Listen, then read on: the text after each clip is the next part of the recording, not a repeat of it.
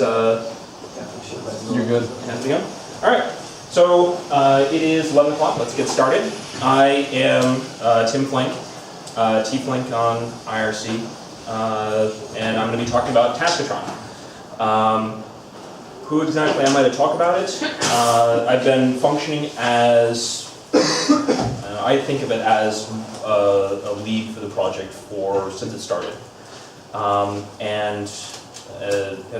Certainly one of the people who are good to find and ask questions about it. So anything beyond that, you are welcome to draw your own conclusions. So what I'm planning to talk about is I want to do a bit of an introduction. I want to talk about what is Taskotron, how is it different from the stuff that we've done in the past? How is it different from some of the stuff that I've seen both within Red Hat and both within other automation systems? I want to talk about running tasks both locally and running it in our soon-to-be production system. And I want to talk about what we are planning for the future, the direction that we want to go now that we have this base system mostly up and running. Leave some time at the end for questions, and just as a heads up, the way that I like to make presentations, if you have a question in the middle, odds are someone else is going to have it too. Feel free to interrupt me, feel free to raise your hand. I'm very casual about this. The whole idea of this presentation is to transfer information from me to you all, so if a question is going to help that, please by all means ask the question. So, getting a bit into what I am going to cover and what I'm not going to cover. What I want to talk about is what Taskotron was designed to do, how to use it, or the fact that you can at least use it locally, and what it is and what it's going to be. The things that I am not planning to talk about is details about the infrastructure, how exactly a production instance works.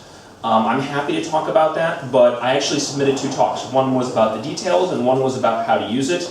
The details one did not get selected, so I am purposely leaving those details out.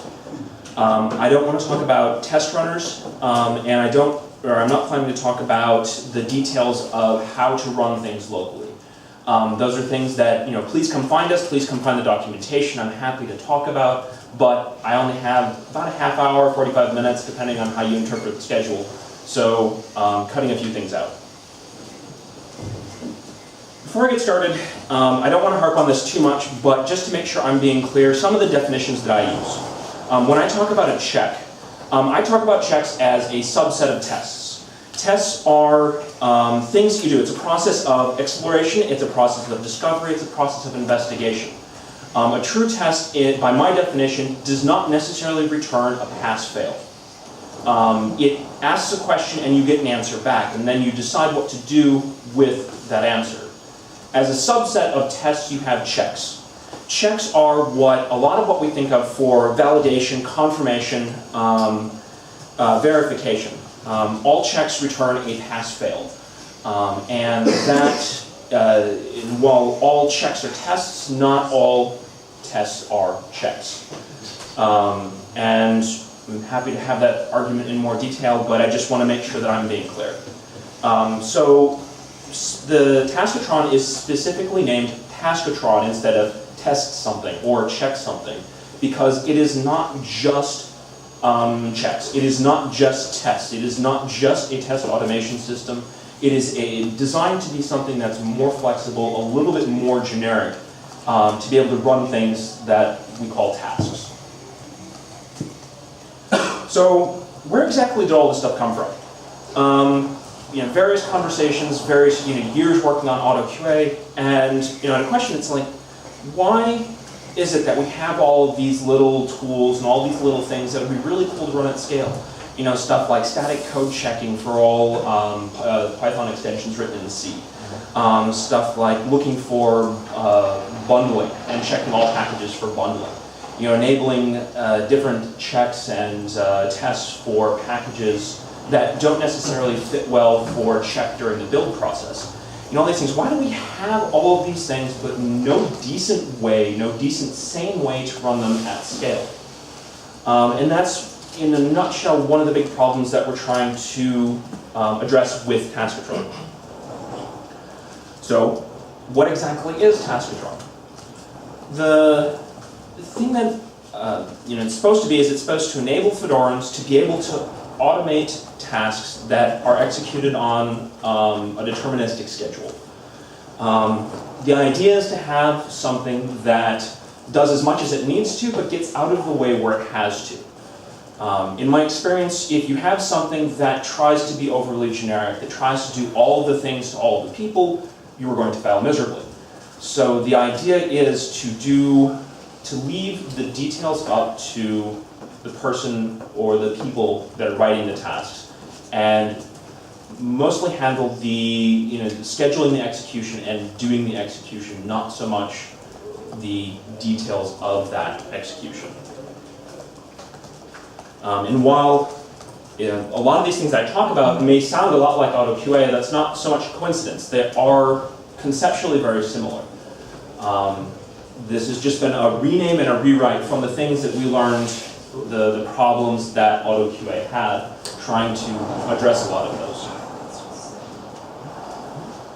So, I keep talking about this, and I imagine that I sound rather vague. It's like, you can do all the things with Taskotron, it just, magically makes them happen. And I'm trying to get more into specifics, but the problem is it is a little, by definition, it's a bit vague. But to get a little bit more concrete, the idea is that Taskotron will kick off tasks, units of execution, based on rules for incoming Fed messages. So there's a Fed message emitted by Bodhi that, hey, there's a new update for package foo.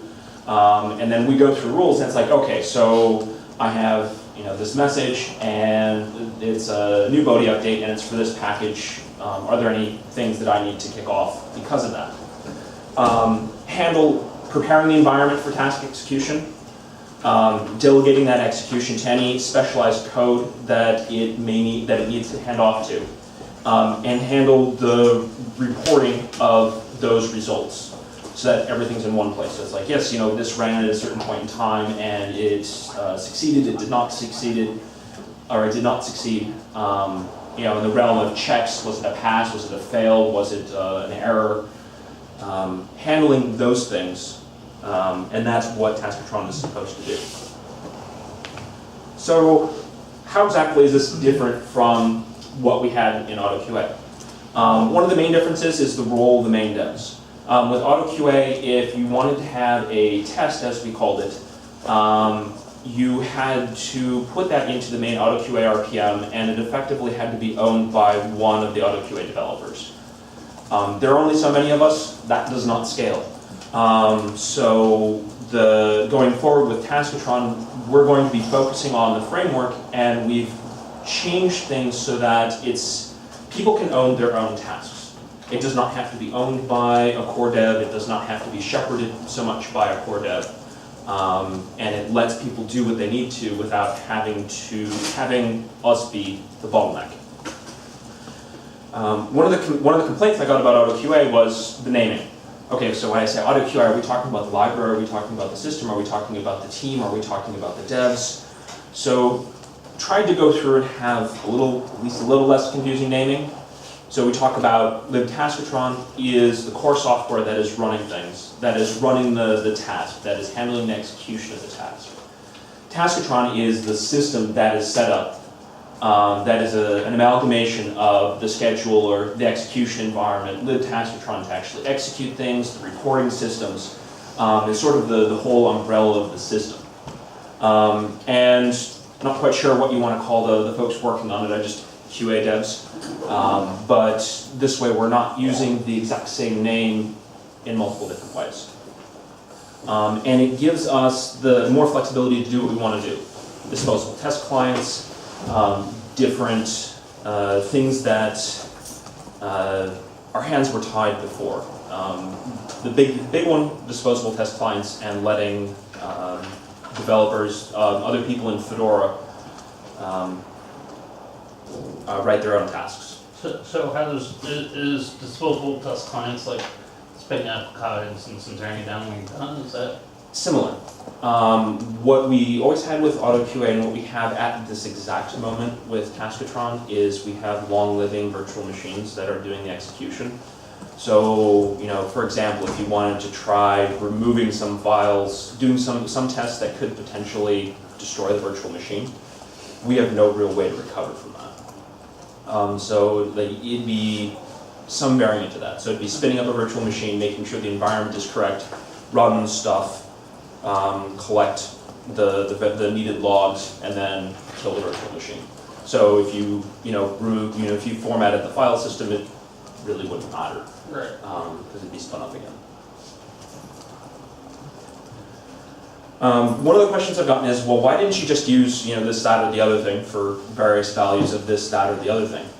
And the answer I come back with is that at the time we started this, there really was no other option that was open source, that was not tied to one distribution, one runner, one language, something that's very restrictive, and didn't have the flexibility that we needed. Or at least there was nothing I could find that had all of those things. So we decided to start going this direction. But one thing that has been asked of me in the past, and I want to make a little bit clear, is we're not writing everything from scratch. We are using existing stuff where it exists. We are relying very heavily on BuildBot in this particular case. So it's not like we're writing an entire scheduling system, an entire runner from scratch for ourselves. So the design principles going into this is that coupling needs to be minimal. This is a very complicated beast. There are lots of different bits and pieces talking to each other. So we need to minimize the coupling so that this is designed to change over time. ResultsDB is a great example of this. It's something that, that Josef threw together in a week or two, and we purposely designed it to be minimal. It is the bare minimum functionality we needed because we needed something to work. It's going to change as it goes on, but because we've designed everything to work just through APIs, we can change it in the future, where in the past we've kind of had to change everything at the same time, which should let us provide better service. Pretty much everything is going to be Python. There are pluses and minuses to every language, but Python is what the core devs know, and that's kind of what we want to keep in core just for the sake of sanity. An important detail that is actually here at the end is that tasks themselves are not, you are not forced to use Python, or you won't be in the long run. It's just to keep the core code sane. We want to keep it to pretty much one language. The other thing is that to let people own more of their own tasks is we're taking the approach similar to how PackageGit works, where every task can be a Git repository. So as the part of the execution process, it will clone the repository and execute what's in there. That was something that we went into from the beginning, and I will touch on a little bit more a little bit later in the presentation. So at this point, are there any questions? I've been going through this pretty fast, but any questions about what we wanted to do? Any questions about what we're still trying to do? All right. What about some tests that are actually valid only for one package, for example? Would that be possible? Or? That's something I want to do in the future. One of the things that I would like to do, I don't know how soon it's going to happen, but to have this idea, extend the idea of PackageGit. So you have one repository, one test repository per package, or some variant of that. I haven't gotten into exactly how it would work, so that we get build notifications for some package, and it's like, oh, well, I'm going to go look for a Git repository of a specific naming convention, and if it exists, I'm going to run all the tasks that are in it. So it's something I'd like to do. I am not sure when it's going to happen though. Any other questions? Okay. So, I want to start off with executing a task locally, and if I was using my own machine, I'd be able to actually run this. But Do you need a machine with Taskotron set up? That's okay. I think that switching things right now would cause more problems than it would solve. But one of the big things that I want to communicate is if you are interested in using Taskotron, you do not have to set up the entire system in order to get started. This is by design, and I'm being dead serious. If you ever find problems where you feel you need to set up the entire Taskotron system, from BuildBot to ResultsDB, the whole thing, then either we've written some documentation wrong, there's been a misunderstanding, or there's a serious bug. Come find me, I want it fixed. Because one of the things that's driven me nuts about so many of these systems, it's like, oh, well, I want to write something for, insert system here, and it's like, okay, well, spend the next 3 hours installing Apache, installing a database, configuring all these things to go together, having a source of clients. So the stuff needs to work locally. It needs to work out of the box, and it needs to work easily. This whole idea is not going to work if other folks from Fedora aren't interested and aren't willing to use it and aren't using it. So we want to keep that resistance low. With that being said, the idea here is to run a task. We work on various types of input. Right now it's Koji builds, Koji tags, Bodhi IDs, and I'm forgetting one which looks terrible. Isn't there a fourth one, or is it just those three? It's just those three. Okay. Koji tag, Koji build, and Bodhi ID. Okay. Well, then there's three, and I for some reason thought there were four. So then you give it a type, an input, an architecture, and point it at a properly formatted, there's an extra dot in there, at the location of a YAML file that contains the task. Once that runs, the one restriction we have is that output needs to be, for now, in TAP. TAP is not perfect, but it is relatively well supported across languages. At the end of the day, it is text. So if there is no support in your language of choice, it is not incredibly difficult to write that support.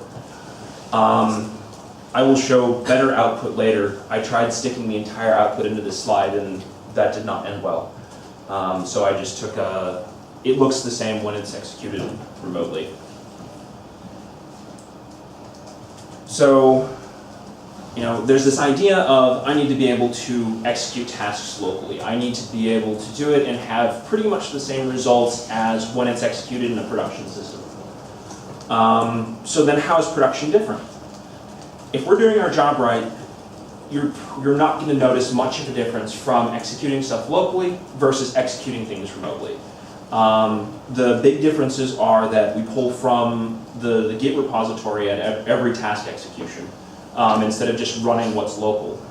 And the other big difference is that we enable recording. So there's configuration differences so that if you run a task locally, it's not going to start reporting results to our production databases. But obviously in production it will. So getting into the idea of running the task remotely, the basic process is we see a fed message. Based on the logic we have in there, we just decide, hey, there's this task that needs to run. Then that gets scheduled off into a separate system. And which happens to be BuildBot. So then it goes through, and once it's received the signal, it does some cleanup, and then it clones a Git repository. This is done a full clone every time to make sure that we get the proper details. Once that clone is done, it does that same command that I would have run locally, where it just does run task, here's the input type, here is the task file. And then just to show the output, this is stuff that BuildBot has added. But this is really the output that you should see locally. And there really should be no, as much as I'm harping on this, there really should be almost no difference between the output you see in the staging or the production system and what you can see locally. This is ResultsDB. As I mentioned before, it is it was designed to be the bare minimum functionality that we needed. It's on the list of things that we want to improve, but this is what we've got for now. This is the same task here. It's just the reporting version of it. So we ran RPM lint, it passed, and it passed for data grepper on FC21. I've got links. This is linked back to the same, that's the parent job, and then the log file, which is the same as before. Like I said, very simplistic, but it gets the job done.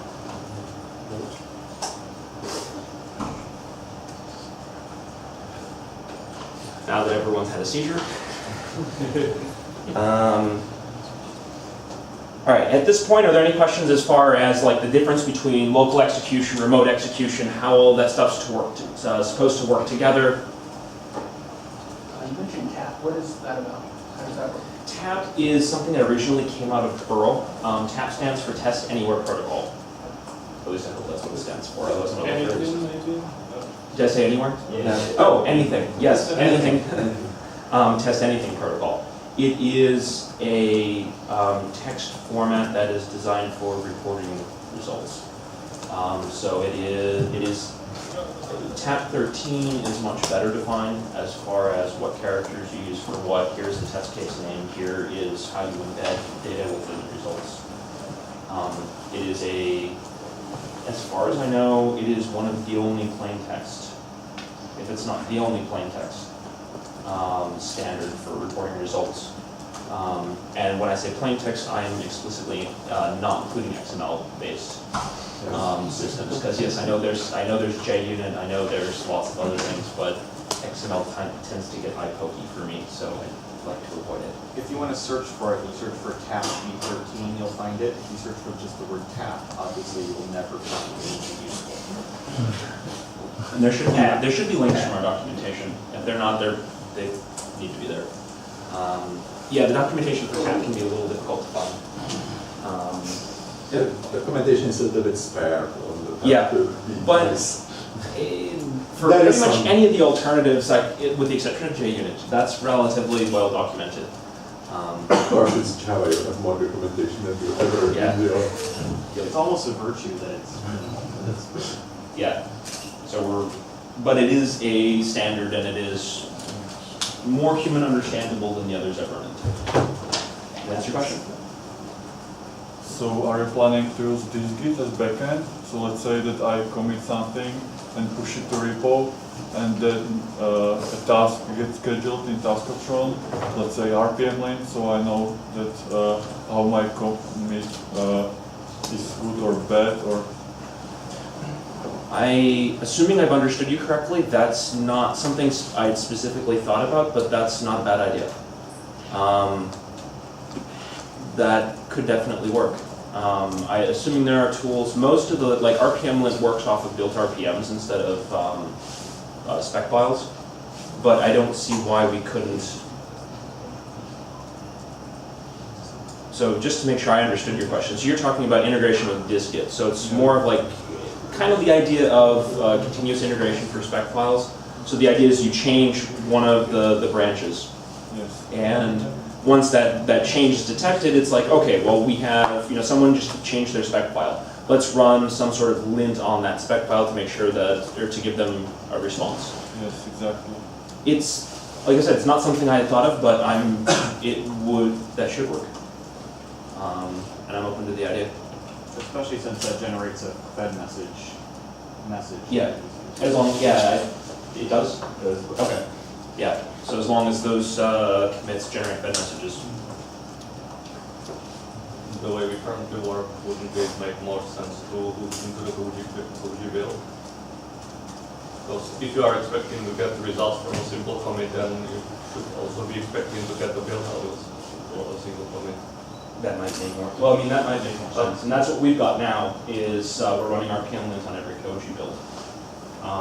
And I wonder if that might make more sense. Because I know at least when I'm doing packaging, I don't always want lint to be run on what I pushed. Whereas if I'd be willing to have the conversation. I don't know. Okay. Which would make more sense. So Tim, can you run tests on more than one package, like have two build IDs and have sort of integration tests in them? It's hard to answer that question with little time and little details. Assuming that I'm understanding you correctly, that could be possible in the future, but it's not something we're set up for right now. You mean run one task on multiple packages? One day of the package is updated. That's what DevCheck does. Any of the packages in that set is updated to be precise. I think we can talk about it afterwards, because it's really, I'm going to sidestep it by saying it's going to depend on the details of what exactly you wanted to do. So it's not really a no, but it's not necessarily a yes, that will work, because... Right, so the answer is basically right now it's word package specific and tied to build ID of the thing. Right now, we have the ability to schedule on new updates and notifications of new builds. We're going to extend that, but it's one of those, we're waiting to see what people want to do with it before we actually do the extensions. Because we're not quite sure what all use cases we want to support. Does it support image builds in Koji in addition to package builds, or is it just package builds? Not at the moment. But even if we did, there's nothing we can really do with the images at the moment. But it's a direction, if you're going where if you're asking a pre-question to the question I don't think you're going to ask, it's something we're interested in. I assume you're talking about cloud images? Yeah, absolutely. Yeah, that's a question, or that's a conversation I'm planning to have with some of the Indian folks while we're all in one place.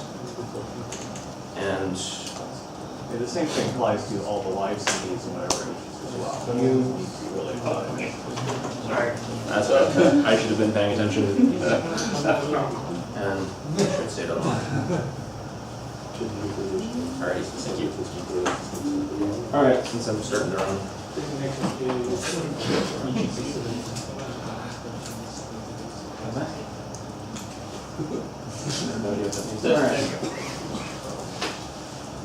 Alright, so I'm going to declare that questions at the moment are, I want to make sure I get through most of this, and it seems like we're getting into more of the general questions that I am happy to answer outside and in the end, but I want to make sure I actually get through most of the material. Like I mentioned, scheduling right now is pretty simplistic. And it's simplistic again by design because we want ideas, we want to know what people really want to be scheduling on before we start writing a system. We want to understand some more of the use cases before we actually start writing code for it so we don't code ourselves into a corner. So for now it really is some code that I would like to get rid of at some point. It's not enough of it that it's a problem yet, but yeah. It's, like I said, I'm not sure that I want to be, I'm not sure I'm the right person to make that decision. Yeah, I think the paradox is that people who are interested in quality already have some tests for themselves, so we pretty much are always going against the grain. Yeah. And then there are other people who refuse to, well, we'll leave that one alone. Any other questions, comments? Thanks. Do you have any ideas or plans for how to solicit user-written tests, not for the core? So like, as a part of dist-git or sister to dist-git? I have ideas, I'm not exactly sure how we're going to do it. The game plan that I want to do going forward is, once we get production done, then start getting some trusted people to start playing with the system so that we know we're not playing with it and using it, so I know where the documentation holes are, where the conceptual holes are, where the feature holes are, and sort of by involving people I know are going to be good about giving me feedback, make sure that the kinks are worked out and then start going into a larger environment. But the other half, I think, of your question was the dist-git.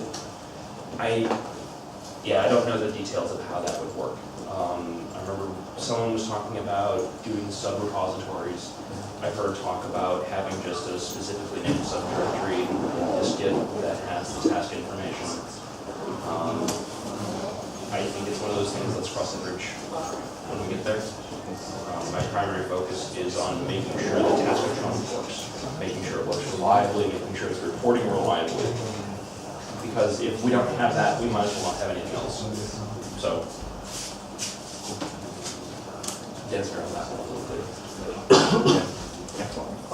When can we expect disposable files feature implemented? Is there any time frame for the feature? I can give you a better answer by the end of the vlog.